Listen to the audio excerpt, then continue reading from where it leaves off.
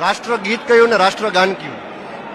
રાષ્ટ્રગીત એટલે આપણું વંદે માતરમ, અને રાષ્ટ્રગાન એટલે આપણું જનમન અધિના એક. એ ઉઠાલે રે દેવા, ઉઠાલે રે બાબા. વંદે માતરમ કોણે લખ્યું છે? વંદે માતરમ એ જાણકારી નથી આપણે, પણ જાણી લઈશ ભવિષ્યમાં. અને જનગણમન કોણે લખ્યું? એ નથી જાણકારી, જાણી લઈશ. આપ કોર્પોરેટર છો, કોણે લખ્યું એટલે હવે અભ્યાસ કરી લઈશ એનો. હવે અભ્યાસ કરી લેશે. शाबाश बेटा बहुत बढ़िया. અભ્યાસ કરીને આપણે કહેવું. હા, તમને ખ્યાલ છે કોણે લખ્યું છે વંદે માતરમ? નથી ખ્યાલ દેતો ને દાદા, નથી ખ્યાલ.